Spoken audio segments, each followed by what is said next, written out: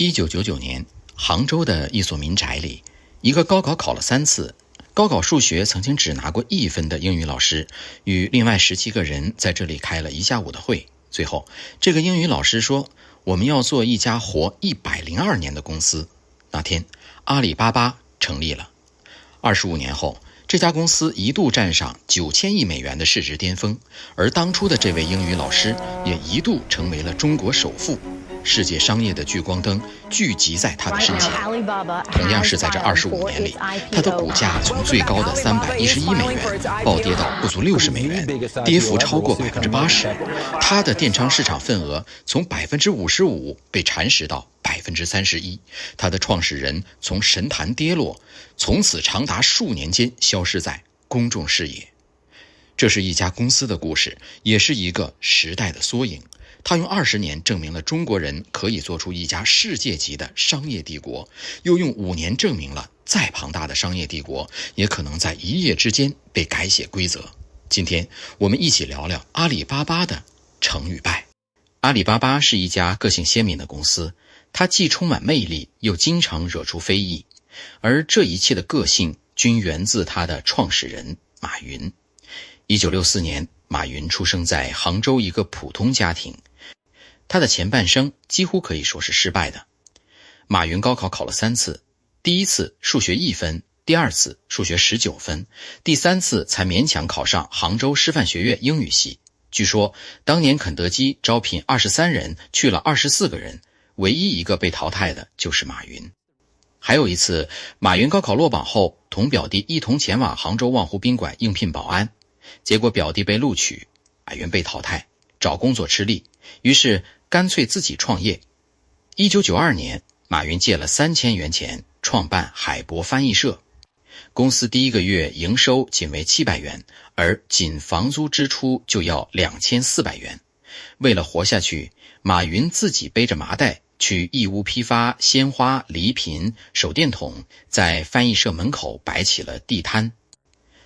他就这样干了整整3年，自己才勉强收支平衡。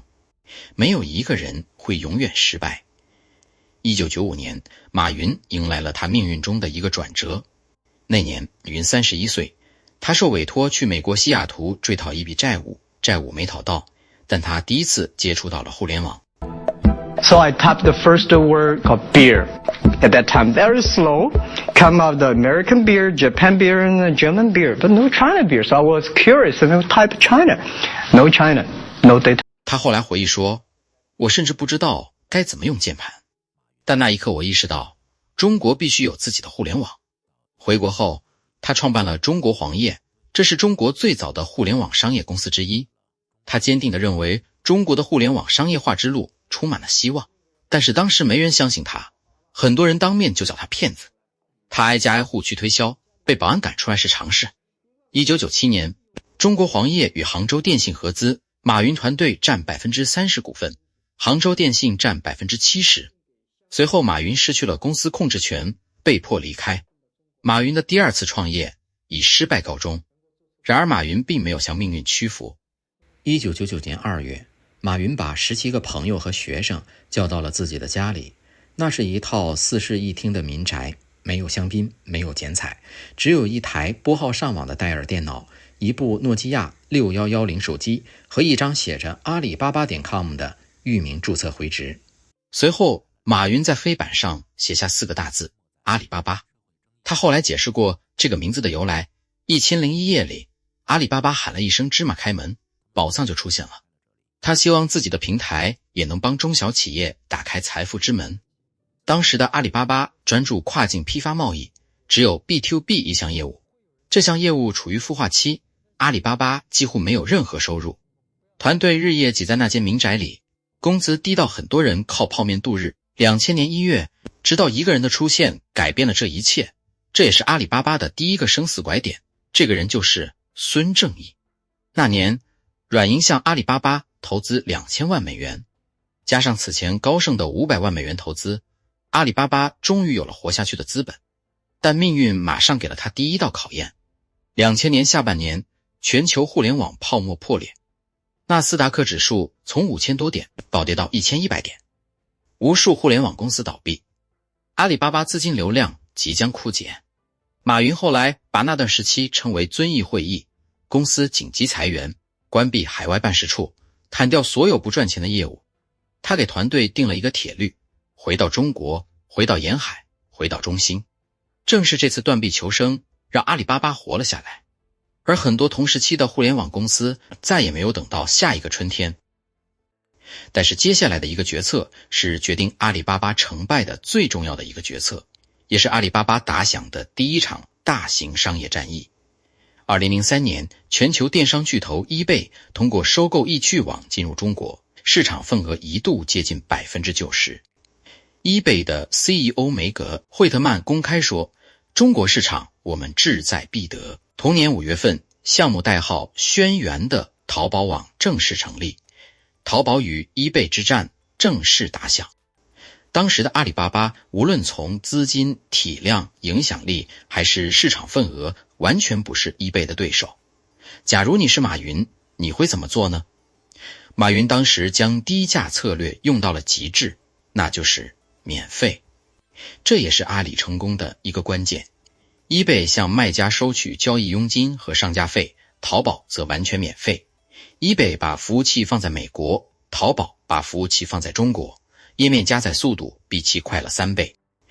eBay 禁止买卖双方直接沟通，淘宝上线了旺旺即时聊天工具。对此，时任eBay CEO 惠特曼对马云的免费策略嗤之以鼻。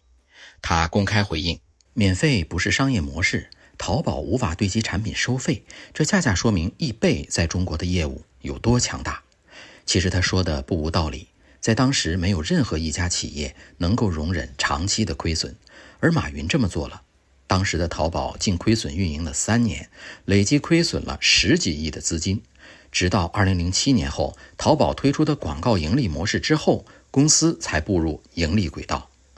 这场仗打了3年，到2006年，淘宝的市场份额超过 70%， eBay 被迫退出中国。惠特曼后来承认，我们低估了本地化竞争对手的决心。这场胜利奠定了阿里巴巴在中国电商市场的霸主地位，而它背后的逻辑，用免费策略获取用户，用生态体系锁定商家，成为阿里此后20年商业帝国的底层代码。从财务角度看，牺牲短期收入换来绝对规模，这是一个经典的平台经济打法。后来也证明了，一旦网络效应形成，商业变现只是时间问题。阿里巴巴的第二个关键成功在于支付宝。2004年，马云做了一个当时所有人都觉得疯了的决定，做支付。当时中国的在线支付几乎为零，买家不信任卖家，卖家不信任买家，银行不愿意为商业互联网公司做担保，央行对第三方支付没有明确政策。但是没有可供买卖双方信任的支付工具的话，阿里将永远无法完成商业闭环。为此，马云曾在内部会议上说，如果因为支付宝要坐牢，我去做。支付宝的核心创新并非技术，而是商业模式创新。它提供的不是直接支付，而是第三方托管服务。到2013年，支付宝的年活跃用户超过3亿，成为全球最大的移动支付平台。它后来演变为蚂蚁集团，一度估值高达9600亿人民币，如果上市成功，将是全球最大的 IPO。 阿里巴巴的第3个关键成功之处在于设立阿里云业务。如今看来，阿里云是阿里巴巴全球化最成功的业务板块，其市场份额亚太第1，全球第4。但是在2009年，王坚带着不到10个人的团队开始自研云计算的时候，阿里内部对他的反对声音极大，有人直接说王坚就是个骗子。此后连续几年，阿里云在阿里内部考核中垫底，但是马云力排众议，每年投入10亿元，连续投了10年。到2018年，阿里云在亚太市场份额达到 19.6%， 排名亚太第1。到2004年，阿里云贡献了阿里集团约 12% 的营收，且增速持续高于集团整体水平。如果说后来在阿里巴巴股市低迷之时，有什么业务能够支撑起阿里股价走向未来的话，那就是阿里云。2005年2月，阿里巴巴 CEO 吴永明宣布，未来3年投入超过3800亿元建设 AI 和云计算基础设施，这超过了过去10年总和，这也是中国民营企业在该领域有史以来的最大投资。阿里云旗下通义千问大模型已经成为全球排名靠前的开源模型，阿里云正在成为阿里巴巴的第二生命。此外，阿里还通过设立菜鸟、开创双11等关键策略，使自身业务飞速发展。这些如果大家有兴趣的话，可以在评论区留言，我们会单独制作一期节目。2020年10月27日，阿里巴巴每股股价触及311.047美元的历史最高点，市值接近9000亿美元。那一刻，阿里巴巴是中国市值最高的互联网公司，马云家族是中国首富。从1999年的50万人民币到9000亿美元，21年增长了超过12万倍。但完美故事的下一章往往是最残酷的。阿里巴巴又做错了什么呢？首先是阿里制定了多元化战略，却没有在管理层和企业文化层面进行多元化的改造，从而导致大量投资失败，比如虾米音乐、优酷网等等，这些都是当时的顶流项目。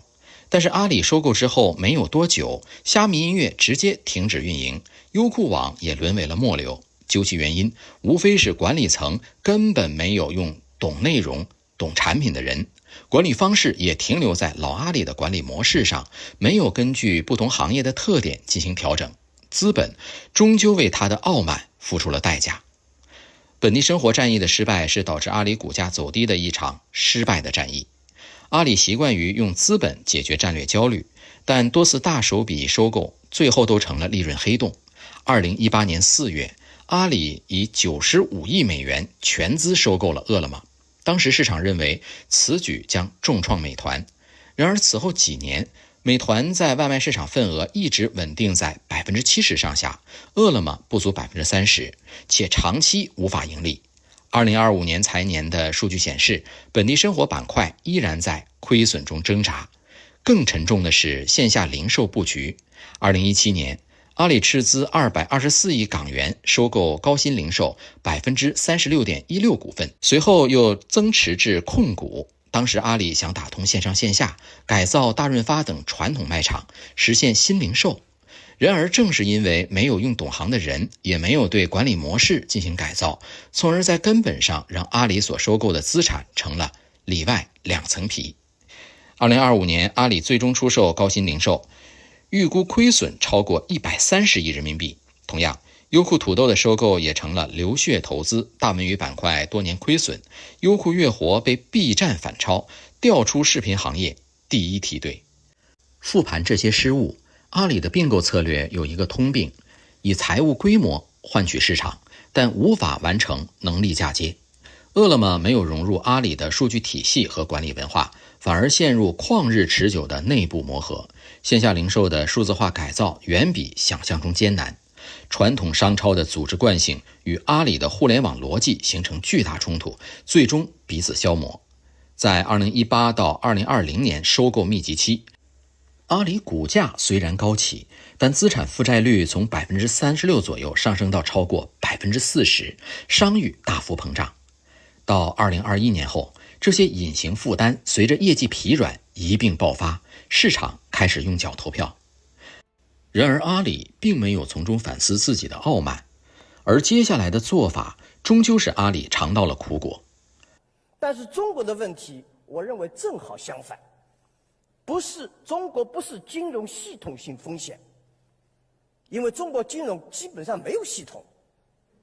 2020年10月，蚂蚁集团即将以3700亿美元估值在沪港两地上市。然而，马云在外滩金融峰会上的演讲为阿里带来了无法估量的损失。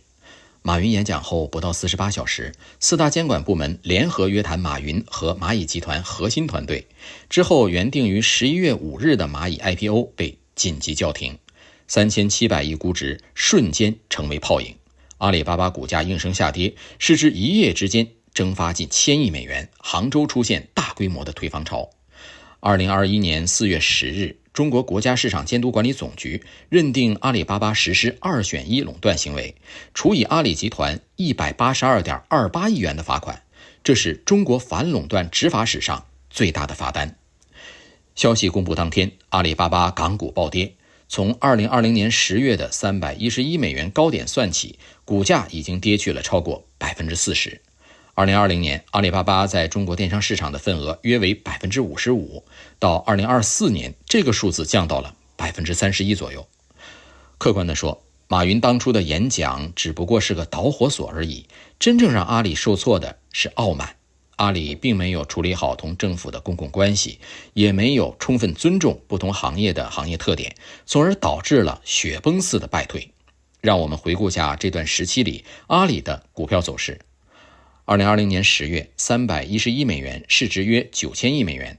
2022年10月，最低约70多美元，较高点跌去 77%。2024年在70到120美元间震荡。2026年7月，约116到118美元，市值约2800亿美元。从9000亿到2800亿，阿里市值蒸发了超过6000亿美元。